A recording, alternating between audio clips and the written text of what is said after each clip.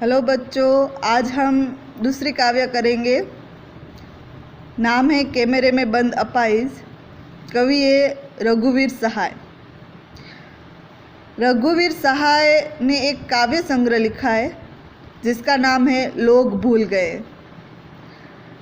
ये काव्य संग्रह में से ही कैमरे में बंद अपाइज काव्य ली गई है। अब हम टाइटल देखें तो कैमरा बंद अपाइज, ये कुछ ऐसे शब्द है जिसका ख्याल हमें ऐसा आता है कि शायद या तो पिक्चर चल रही होगी या फिर किसी का इंटरव्यू होगा। तो हाँ, यहाँ पर एक अपाइज का इंटरव्यू चल रहा है और वो भी एक बंद कमरे में। इस काव्य में दूरदर्शन वाले यानी कि मीडिया वाले एक व्यक्ति को लाते हैं जो दुर्बल है। ये दुर्बल व्यक्ति समाज का साधारण व्यक्ति है, ये कोई बड़ी हस्ती नहीं है। फिर भी दूरदर्शन वाले अपने स्टूडियो में इनको बुलाते हैं और तरह तरह के सवाल पूछते हैं। सवाल ऐसे होते हैं कि दुर्बल व्यक्ति जो अपाहिज है उनके मन को ठेस पहुंचती है। अब हम काव्य करते हैं। हम दूरदर्शन पर बोलेंगे, हम समर्थ शक्तिवान, हम एक दुर्बल को लाएंगे एक बंद कमरे में, उससे पूछेंगे तो क्या आप अपाहिज है? तो आप क्यों अपाहिज है? आपका अपाहिजपन तो दुख देता होगा, देता है? कैमरा दिखाओ इसे बड़ा बड़ा। हाँ, तो बताइए आपका दुख क्या है? जल्दी बताइए, वह दुख बताइए। बता नहीं पाएगा। यहाँ पर जो हम हैं वो मीडिया वाले हैं, यानी सबसे शक्तिवान। ये मीडिया वाले इसलिए क्योंकि वो किसी भी व्यक्ति को ऊपर उठा सकते हैं और दूसरी घड़ी नीचे भी गिरा सकते हैं। वो बोल रहे हैं कि हम दूरदर्शन पर बोलेंगे और हम सबसे शक्तिवान हैं, और वही शक्तिवान एक दुर्बल व्यक्ति को अपने स्टूडियो में बुलाते हैं और एक बंद कमरे में बिठाते हैं। अब उनसे तरह तरह के प्रश्न पूछेंगे। क्या आप अपाहिज है? अब कोई भी व्यक्ति अपाहिज हो, हाथ में खामी हो, चाहे पैर में हो, आँखों से अंधा हो वो, और फिर कोई उसे ऐसे सवाल पूछे तो उसका हाल क्या होगा? उसे बार बार तरह तरह के सवाल पूछते। आप अपाहिज हो तो क्यों हो? आपका अपाहिजपन आपको दुख देता होगा। अब देखो, जले पर ये नमक छिड़कने जैसी बात हुई। और एक तो दुख है और गहरा दुख। सवाल पूछते पूछते मीडिया वाला जो कैमरे वाले होते उससे बोलते कि जिस व्यक्ति का हम इंटरव्यू ले रहे हैं अपाहिज का, उसका चेहरा कैमरे में बड़ा बड़ा दिखाओ, ताकि क्या होगा, तरह तरह के ऐसे बेतुके सवाल पूछेंगे तो उन्हें दुख होगा और वो भाव उसके चेहरे में दिखाई देगा। मीडिया वाले यही तो चाहते हैं, क्योंकि उसकी भावना वो कैमरे में बंद कर सके, टीवी में दिखा सके, ताकि टीवी देखने वाले जो दर्शक होते हैं उसकी भावना से जुड़ जाए और वो भी दुखी होके रोने लगे। फिर पूछते, हाँ तो बताइए आपका दुख क्या है? जल्दी बताइए, वह दुख बताइए। लेकिन अपाहिज दुख बता नहीं पा रहा। अब यहाँ बोला गया है जल्दी जल्दी बताइए। जल्दी इसलिए बताइए क्योंकि कोई भी कार्यक्रम टीवी में दिखाए जाते उसकी एक समय रेखा तय होती है। उस समय में वो कार्यक्रम पूरा करना होता है और अपना मकसद भी। तो इसका मकसद क्या है? अपाहिज को रुलाना, ताकि सामने वाले दर्शक भी रोए और उनका कार्यक्रम लोकप्रिय हो जाए। सोचिए, बताइए, आपको अपाहिज होकर कैसा लगता है? कैसा यानी कैसा लगता है? हम खुद इशारे से बताएंगे कि क्या ऐसा? सोचिए, बताइए, थोड़ी कोशिश करिए। यह अवसर खो देंगे। आप जानते हैं कि कार्यक्रम रोचक बनाने के वास्ते हम पूछ पूछ कर उसको रुला देंगे। इंतज़ार करते हैं आप भी उसके रो पड़ने का? करते हैं? ये प्रश्न पूछा नहीं जाएगा। अब देखो, यहाँ पर बार बार कोष्टक दिया गया है जिसमें बहुत से क्वेश्चन भी पूछे गए। तो यहाँ पर ऐसा है कि एक अपाहिज को लाया, मीडिया वाले उसका इंटरव्यू ले रहे हैं और बार बार एक ही क्वेश्चन आता है कि क्या आप अपाहिज है, आप अपाहिज है तो कैसा लग रहा है। तो सोचने का भी अवसर दे रहे हैं, लगातार यही क्वेश्चन पूछ रहे हैं, थोड़ी और कोशिश करने की बात कर रहे हैं और फिर क्या बोल रहे हैं कि हम ऐसा करेंगे कि आप हमारे सामने देखना, हम आपको इशारों से बताएंगे कि आपको अपाहिज होकर ऐसा लग रहा है। यानी हमारे चेहरे पर जो भाव है वैसा का वैसा भाव आप अपने चेहरे पर लाइए, ताकि आपका चेहरा हम कैमरे में बंद कर सके, टीवी पर दिखा सके और इससे जो दर्शक लोग हैं वो भी देखें और वो भी भावुक हो जाए। फिर ऐसा क्वेश्चन है कि यह अवसर खो देंगे। अब अवसर कौन सा है? तो वो क्या कहना चाहते हैं अपाहिज को कि कोई भी व्यक्ति ऐरा गैरा हो वो टीवी पर नहीं दिखाया जाता, और हम तो आपका इंटरव्यू ले रहे हैं, ये बड़ा अवसर है, टीवी पर आपका चेहरा दिखेगा। तो आप और कोशिश करिए हमारे कार्यक्रम को रोचक बनाने की। हम जो प्रश्न पूछ रहे हैं उसका आंसर दीजिए। हमारा उद्देश्य यही है, यानी कि मीडिया वालों का उद्देश्य यही है कि उसे बार बार प्रश्न पूछकर, तंग करके, उसकी भावनाओं के साथ खेलकर उसको रुलाना चाहते हैं। ये रुलाने का एक बात यही है कि दर्शक लोग जो होते हैं टीवी पर देखने वाले कार्यक्रम, वो ज़रा भावुक होते हैं। कोई भी ऐसा सीन आए, हम देखते हैं पिक्चरों में कि ऐसा भावुक सीन आए तो उसके साथ उसकी भावना जुड़ जाती है और वो भी रोने लगते हैं। मीडिया वाले कार्यक्रम को रोचक बनाने के लिए बार बार अपाहिज को सवाल कर रहे हैं। उनकी कोशिश यही है कि अपाहिज रोने लगे और वो रोना टीवी पर हम दिखाए, ताकि दर्शक लोग जो टीवी पर कार्यक्रम देख रहे हैं वो भी भावुक हो जाए और उनके साथ रोने लगे। उनका लक्ष्य यही है कि अपाहिज के साथ साथ सामने वाला दर्शक भी रोए, ताकि कार्यक्रम को वो रोचक बना सके।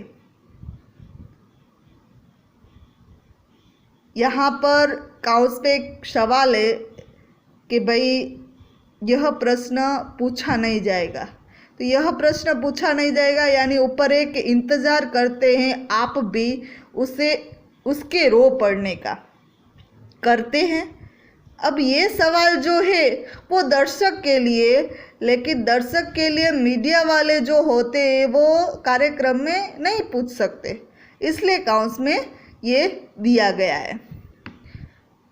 वे समाज पर भी कटाक्ष करते कि वे भी उनके रोने का इंतज़ार करते, क्योंकि कार्यक्रम जो देखने वाले होते हैं वो भी इसी इंतज़ार में होंगे कि अब क्या होगा, अब आगे क्या होगा, क्या अपाहिज रोएगा, क्या होगा। फिर हम पर्दे पर दिखलाएंगे फूली हुई आँख की एक बड़ी तस्वीर, बहुत बड़ी तस्वीर, और उसके होठों पर एक कसमसाहट भी। आशा है आप उसे उसकी अपंगता की पीड़ा मानेंगे। एक और कोशिश। दर्शक धीरज रखिए, देखिए हमें दोनों एक संग रुलाने हैं। यहाँ पर कवि जो है वो बोलते हैं कि हम पर्दे पर अपाहिज की फूली हुई आँखों की बड़ी बड़ी तस्वीर दिखाएंगे। यानी अपाहिज रोएगा तो उसकी आँख फूली हुई होगी, लाल होगी, वो तस्वीर हम पर्दे पर दिखाएंगे, वो भी बहुत बड़ी तस्वीर। और होठों पर एक कसमसाहट भी होगी, वो भी दिखाएंगे, ताकि आप भी उसकी अपंगता की पीड़ा को देखें और उनकी भावनाओं को समझें। क्योंकि हमारा उद्देश्य यही है कि आप और जो अपाहिज है वो दोनों एक साथ रोए। कवि कहता है यहाँ कि दूरदर्शन वाले अपाहिज का मानसिक शोषण करते हैं। वे उसकी फूली हुई आँखों की तस्वीर को बड़ा करके पर्दे पर दिखाएंगे। वे उसके होठों पर होने वाली बेचैनी और कुछ न बोल पाने की तड़प जो होती है उसको दिखाएंगे। ऐसा करके वे दर्शकों को उसकी पीड़ा बताने की कोशिश करते हैं। वे कोशिश करते कि ये पीड़ा देखकर दर्शक भी रोने लगे। वे दर्शक और अपाहिज दोनों को एक साथ रुलाने की कोशिश करते। आप और वह दोनों। कैमरा बस करो, नहीं हुआ, रहने दो। पर्दे पर वक्त की कीमत है। अब मुस्कुराएंगे हम। आप देख रहे थे सामाजिक उद्देश्य से युक्त कार्यक्रम। बस थोड़ी ही कसर रह गई। धन्यवाद। मीडिया वाले दर्शक और अपाहिज दोनों को एक साथ रुलाने की कोशिश करते हैं। तभी वे कैमरे वाले को निर्देश देते कि अब कैमरा बंद कर दो। यदि अपाहिज अपना दर्द पूर्णतः व्यक्त न कर पाया तो कोई बात नहीं।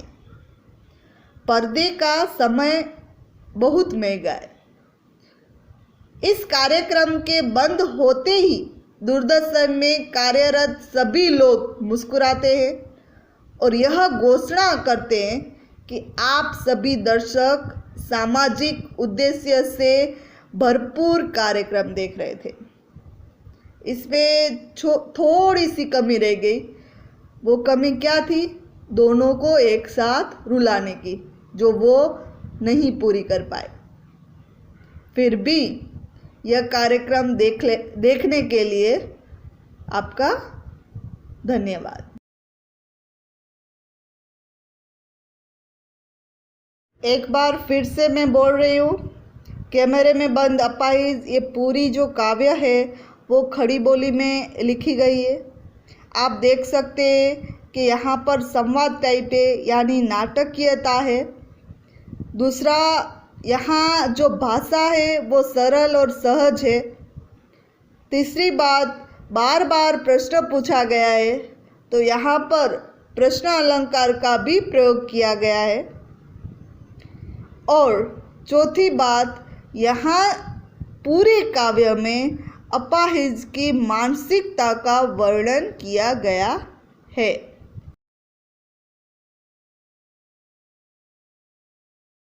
अब हम अर्थ ग्रहण संबंधी प्रश्न करेंगे।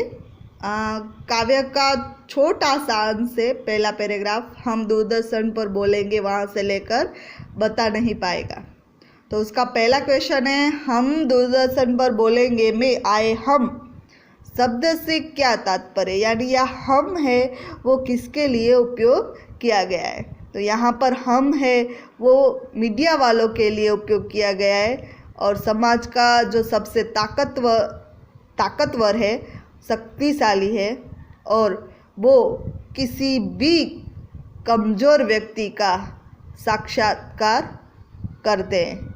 यहाँ पर अपाहिज का साक्षात्कार कर रहे हैं। दूसरा क्वेश्चन है, हम अपाहिज से क्या प्रश्न पूछेगा। तो पैराग्राफ में आप देख सकते हो काव्य में पहले में कि वो बार बार प्रश्न पूछ रहे हैं।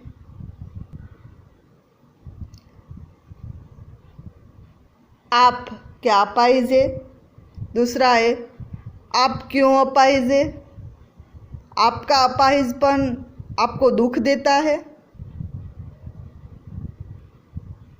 ऐसे तरह तरह के सवाल पूछे जाते हैं। तीसरा क्वेश्चन है, प्रश्न पूछने वाला अपने उद्देश्य में कितना सफल हो पाता है और क्यों।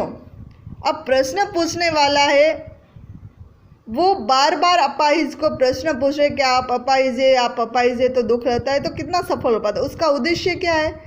अपाहिज है उसको बार बार प्रश्न पूछ के उसकी भावनाओं के साथ खेलना, उसके वजूद के साथ खेलना, उसके स्वाभिमान के साथ खेलना, और वो ऐसे सवाल सुन के रोने लगे और उसका रोना देखकर सामने वाले दर्शक भी भावुक हो जाए। उसका ये उद्देश्य है। अब क्यों ऐसा उद्देश्य है, तो ऐसा करके वो अपने ही कार्यक्रम को लोकप्रिय बनाना चाहते हैं। अब चौथा क्वेश्चन है, प्रश्नकर्ता कैमरे वाले को क्या निर्देश देता है और क्यों। प्रश्नकर्ता है वो कैमरे वाले को क्या निर्देश देता है कि अपाहिज का चेहरा कैमरे में बड़ा बड़ा दिखाओ। ऐसा करने से उसका जो चेहरा है वो स्क्रीन पर बड़ा दिखे और दर्शक उसके भावुक चेहरे को देख पाए, ताकि उसका जो उद्देश्य है वो सफल हो जाए और उसका कार्यक्रम लोकप्रिय बन जाए।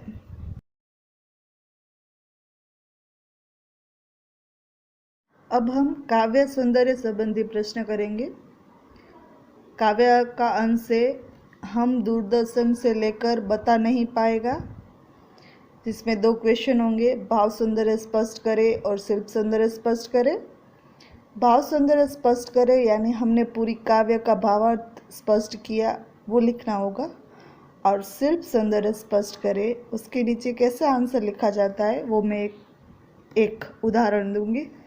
फर्स्ट पॉइंट, प्रस्तुत काव्यांश आरोह भाग 2 पाठ्यपुस्तक में संकलित काव्य कैमरे में बंद अपाहिज में से लिया गया है, जिसके रचयिता रघुवीर सहाय है। दूसरा, मीडिया की मानसिकता पर करारा व्यंग्य है। इस भाषा सरल व सहज है। काव्यांश में नाटकीयता है। काव्यांश में खड़ी बोली का प्रयोग है। अनुप्रास और प्रश्न अलंकार है।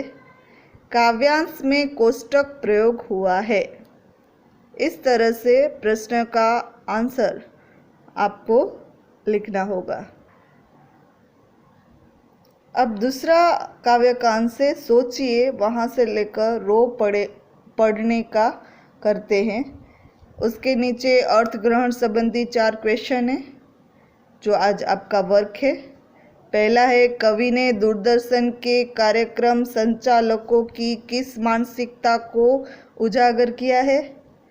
दूसरा है, संचालकों द्वारा अपाहिज को संकेत में बताने का उद्देश्य क्या है। तीसरा, दर्शकों की मानसिकता क्या है। चौथा, दूरदर्शन वाले किस अवसर की प्रतीक्षा में रहते हैं। ये आपका आज का वर्क। इसके बाद